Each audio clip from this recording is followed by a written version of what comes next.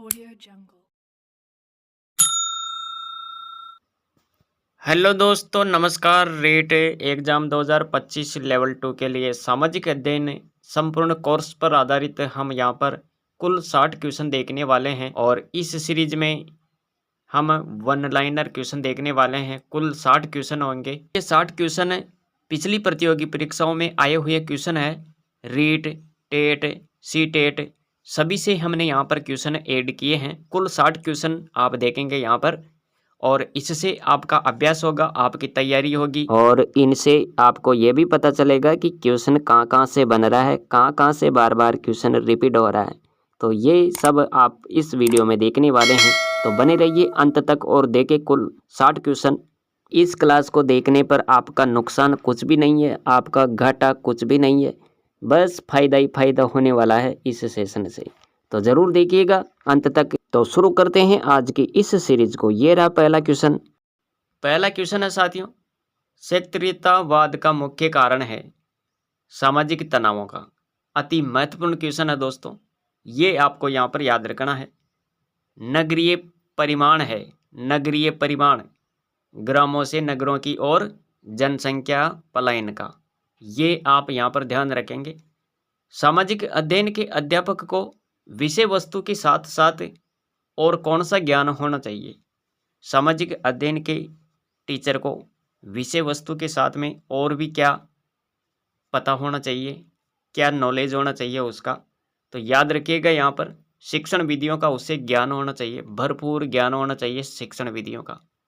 Question है, बेरोजगारी, तीव्र जनसंख्या वृद्धि, शिक्षा, वृत्त परिवार में से भारत में जो गरीबी के कारण नहीं है वो क्या है? इनमें से ही बताना है। बेरोजगारी, तीव्र जनसंख्या वृद्धि, शिक्षा, वृत्त परिवार, इनमें से भारत में जो गरीबी के लिए कारण नहीं है, तो यहाँ पर शिक्षा आ जाएगा आपका, शिक्षा। किस हड़प्पाकालीन इमारत को सर जॉन मार्शल ने विश्व का एक अद्भुत निर्माण कहा? तो किस हड़प्पाकालीन इमारत को कहा है? तो इसके बारे में आप ध्यान रखेंगे। वृत्त स्नानागार, इसके बारे में कहा है ये कथन। तो वृत्त स्नानागार के बारे में कहा है और किसने कहा? सर जॉन मार्शल ने। भारत में एकता में अनेकता और अनेकता में एकता है, ये कथन किसका है? तो दोस्तों याद रखिएगा, ये कथन है वी.ए. स्मिथ का। किसका कथन है ये? वी.ए. स्मिथ का कथन है। ये आपको यहाँ पर ध्यान रखना है। किस सैंधव स्थल से अग्निकुंड के साक्ष्य मिली? किस सैंधव स्थल से अग्निकुंड के साक्ष्य मिले हैं? कालीबंगा। हिंदू यूनानी शासकों के बारे में जानकारी का मुख्य स्रोत क्या है? स्रोत आपको बताना है। तो दोस्तों याद रखिएगा, सिक्के। यहाँ पर देखो 9वां क्वेश्चन, गुप्त काल में सुदूर पश्चिम व्यापारिक केंद्र था। गुप्त काल में सुदूर पश्चिम व्यापारिक केंद्र पैठन। भारत का राष्ट्रीय चिन्ह लिया गया है। भारत का राष्ट्रीय चिन्ह कहाँ से लिया गया? सारनाथ स्तंभ से। कहाँ से लिया गया? सारनाथ स्तंभ से। लोग घरों में ताला नहीं लगाते थे। फाहियान ने किस शासक के बारे में ऐसा लिखा है? तो यहाँ पर आप क्या बताएंगे? तो चंद्रगुप्त विक्रमादित्य के बारे में कहा था दोस्तों। क्वेश्चन है, महाबलीपुरम के प्रसिद्ध मंदिर किस शासक के अंतर्गत बने?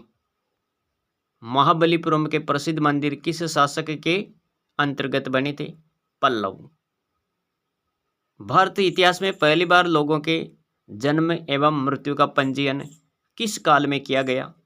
भारत इतिहास में पहली बार लोगों के जन्म एवं मृत्यु पंजीयन किस काल में किया गया? मौर्य काल में किया गया था दोस्तों। ये क्वेश्चन आया हुआ है रीट एग्जाम में, तो ये भी आप याद रखेंगे। यहाँ पर इसी टाइप का क्वेश्चन सी टेट, रीट आदि परीक्षाओं में पूछा जाता है। शेख सलीम चिश्ती का मकबरा कहाँ स्थित है? शेख सलीम चिश्ती का मकबरा ये कहाँ पर है? फतेहपुर सीकरी में। फतेहपुर सीकरी में है दोस्तों। नोहे सिपिहर के रचनाकार है दारा शिकोह। अगला क्वेश्चन है, और क्वेश्चन क्या है? दक्षिणी भारत में चिश्ती सिलसिले का प्रमुख केंद्र था।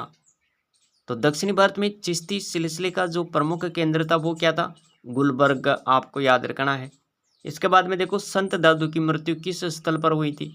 संत दादू की मृत्यु नारायणा में हुई थी दोस्तों।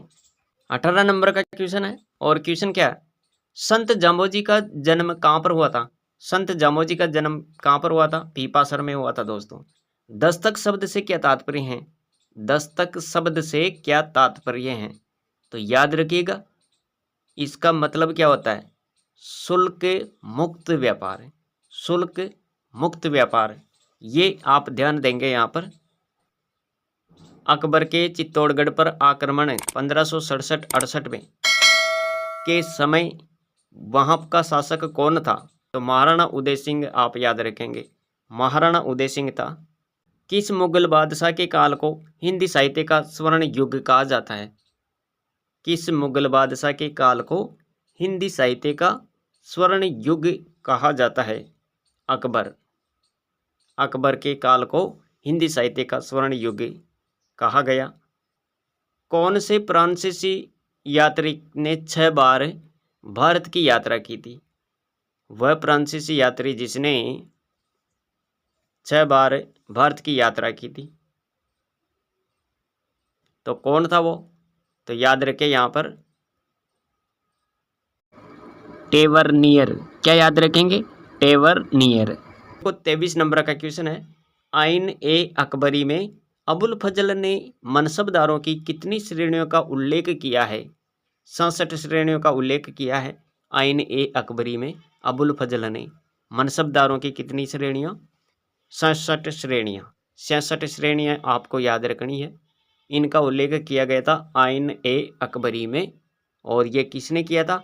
अबुल फजल ने। अगला क्वेश्चन देखते हैं, भारत के प्रथम स्वतंत्रता संग्राम 1857 का कानपुर में नेतृत्व किसने किया था? तो यहाँ पर आप क्या ध्यान देंगे? नाना साहब के द्वारा इनका नेतृत्व किया गया था दोस्तों। 25 नंबर का क्वेश्चन देखो, 1857 के दौरान लिखित पुस्तक माझा प्रवास के लेखक कौन है? विष्णु भट्ट गोडसे, आपको याद रखना है, विष्णु भट्ट गोडसे।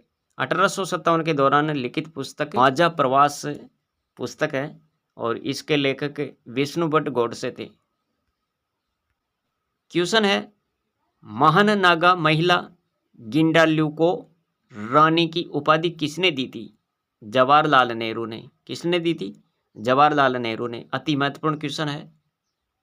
27 नंबर का क्वेश्चन देखते हैं, महात्मा गांधी ने अपनी आत्मकथा किस भाषा में लिखी थी? गांधी जी ने अपनी आत्मकथा कौन सी भाषा में लिखी दोस्तों? तो याद रखें, गुजराती भाषा में लिखी थी। गांधी जी ने अपनी आत्मकथा कौन सी भाषा में लिखी? गुजराती भाषा में। ब्रिटिश संसद ने किस वर्ष कानून पास कर ईस्ट इंडिया के सारे अधिकार छीन लिए थे? 1858 में। 29 नंबर का क्वेश्चन देखो, भारतीय संविधान कब लागू हुआ था? भारतीय संविधान की बात हो रही है, ये कब लागू किया गया था? तो 26 जनवरी 1950, ये सबको पता है, तो ये आपको याद रखना है। यहाँ पर भारतीय संविधान भाग 4 के अनुच्छेद 51A में नागरिकों के कितने मूल कर्तव्य वर्णित है? तो दोस्तों याद रखें, 10 मूल कर्तव्य थे। ये आप यहाँ पर देखेंगे, भाग 4 अनुच्छेद 51A में नागरिकों के कितने मूल कर्तव्य वर्णित है? तो 10 मूल कर्तव्य आप यहाँ पर देखेंगे। यहाँ पर देखो 31 नंबर का क्वेश्चन, संविधान निर्मात्री सभा की पहली बैठक कब आयोजित की गई थी? संविधान निर्मात्री सभा की पहली बैठक ये कब आयोजित की गई? 9 दिसंबर 1946 को। अगला क्वेश्चन है, भारतीय संविधान में 44वें संशोधन पश्चात मूल अधिकारों की संख्या है? 6 मूल अधिकार आप याद रखेंगे यहाँ पर। इसके बाद में देखो 33 नंबर का क्वेश्चन है, राजस्थान में लोकसभा के लिए निर्वाचित सदस्यों की संख्या है? राजस्थान में लोकसभा के लिए निर्वाचित सदस्यों की संख्या कितनी है? 25। भारत का राष्ट्रपति चुना जाता है? तो याद रखें यहाँ पर, संसद के दोनों सदनों और राज्य विधानसभा के निर्वाचित सदस्यों द्वारा। भारत का राष्ट्रपति कैसे चुना जाता है? तो आप ध्यान देंगे, संसद के दोनों सदनों और राज्य विधानसभा के निर्वाचित सदस्यों द्वारा। अगला क्वेश्चन है, भारत का सर्वोच्च सेनापति कौन है? राष्ट्रपति। भारत का सर्वोच्च सेनापति राष्ट्रपति होता है। यहाँ पर देखो, भारत में सर्वोच्च न्यायालय के मुख्य न्यायाधीश की नियुक्ति कौन करता है? भारत में सर्वोच्च न्यायालय के मुख्य न्यायाधीश की नियुक्ति कौन करता है? राष्ट्रपति करता है। राज्यसभा का सभापति कौन होता है? उपराष्ट्रपति होता है। राज्यसभा का सभापति कौन होता है? उपराष्ट्रपति। आप यहाँ पर याद रखेंगे। यहाँ पर देखो दोस्तों, अगला क्वेश्चन है, यू आकार की घाटी निर्मित होती है हिमानी द्वारा। यू आकार की घाटी निर्मित होती है हिमानी द्वारा। परतें किन चट्टानों में होती है? अवसादी चट्टानों में होती है दोस्तों। परतें किन चट्टानों में होती है? अवसादी चट्टानों में। यहाँ पर देखो, क्वेश्चन क्या कह रहा है, विश्व में सर्वाधिक लवणता वाला सागर कौन सा है? विश्व में सर्वाधिक लवणता वाला सागर कौन सा है? तो दोस्तों याद रखें, मृत सागर। भारत का कौन सा प्रदेश प्राचीन गोंडवाना भूभाग से संबंधित है? यहाँ पर आप क्या बताएंगे? भारत का कौन सा प्रदेश प्राचीन गोंडवाना भूभाग से संबंधित है? दक्षिण का पठार है दोस्तों। कौन सा है? दक्षिण का पठार। सुंदरी वृक्ष किस प्रकार के वनों में पाया जाता है? सुंदरी वृक्ष किस प्रकार के वनों में पाया जाता है? तो याद रखें, ज्वारीय वनों में पाया जाता है ये, ज्वारीय वन। 43 नंबर का क्वेश्चन है, उत्तरी भारत में शीतकालीन वर्षा का कारण है। उत्तरी भारत में शीतकालीन वर्षा का क्या कारण है? तो पश्चिमी चक्रवातीय विक्षोभ। आप याद रखेंगे, पश्चिमी चक्रवातीय विक्षोभ। इसके बाद में देखो, यहाँ पर 44 नंबर का क्वेश्चन है, सिंट्री किसके उत्पादन के लिए प्रसिद्ध है? रासायनिक उर्वरक। किसके लिए प्रसिद्ध है ये? रासायनिक उर्वरक के लिए प्रसिद्ध है दोस्तों। इसके बाद में देखो, यहाँ पर 45 नंबर का क्वेश्चन है, और क्वेश्चन जबरदस्त है दोस्तों। भाखड़ा नांगल परियोजना किस नदी पर स्थित है? तो भाखड़ा नांगल परियोजना की बात हो रही है, तो व्यास नदी आप यहाँ पर याद रखेंगे दोस्तों, व्यास नदी। राजस्थान में सोयाबीन के प्रमुख उत्पादक जिले कौन कौन से हैं? तो राजस्थान में सोयाबीन का उत्पादन कहाँ पर होता है? कोटा बारा। कोटा बारा का क्षेत्र याद रखना है। अगला क्वेश्चन देखो, और क्वेश्चन क्या है, राजस्थान के किस जिले में टंगस्टन का उत्पादन होता है? राजस्थान में टंगस्टन का उत्पादन करने वाला जिला कौन सा है?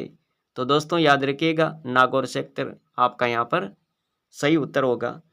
राजस्थान के किस जिले में टंगस्टन का उत्पादन होता है? तो नागौर में होता है दोस्तों। यहाँ पर देखो, वर्षा जल संग्रहण लाभदायक है।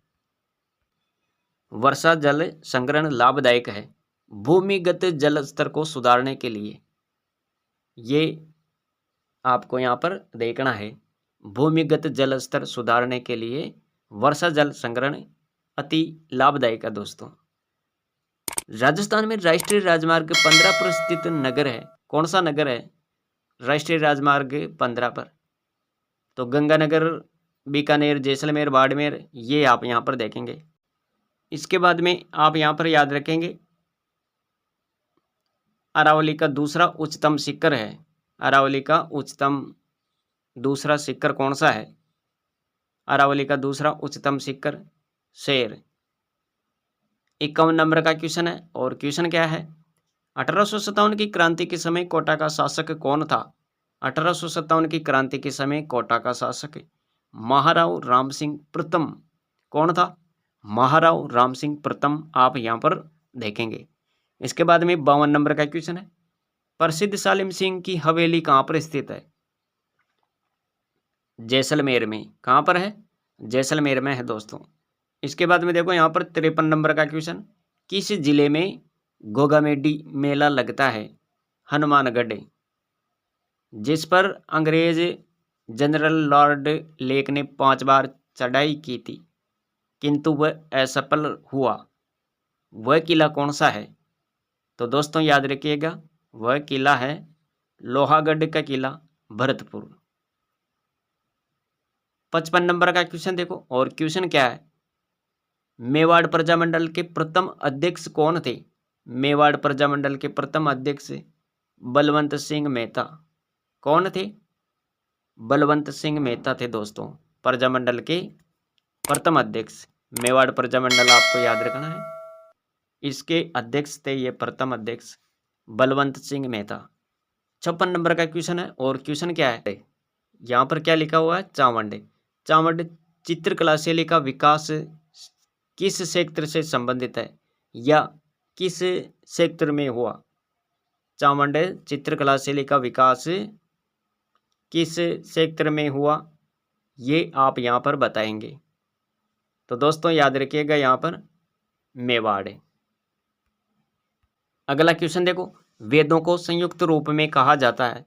वेद 4 प्रकार के होते हैं, 4 वेद होते हैं और चारों को क्या बोलते हैं? संहिता।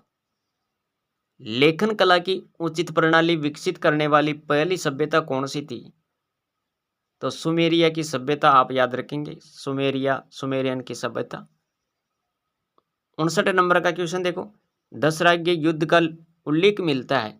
दशराज्य युद्ध का उल्लेख किसमें मिलता है? तो ऋग्वेद के 7वें मंडल में दशराज्य युद्ध का वर्णन किया गया है।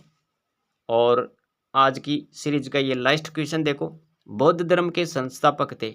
बौद्ध धर्म के संस्थापक गौतम बुद्ध। तो प्यारे साथियों, ये थे आज के कुल 60 क्वेश्चन और 60 क्वेश्चन अति महत्वपूर्ण है ये। इनमें से कई क्वेश्चन वापस रिपीट हो जाते हैं। जितने भी यहाँ पर वीडियो अपलोड होती है संपूर्ण कोर्स पर आधारित हम वन लाइनर क्वेश्चन यहाँ पर कवर करने वाले हैं। सामाजिक अध्ययन को हम यहाँ पर कंप्लीट पढ़ लेंगे दोस्तों।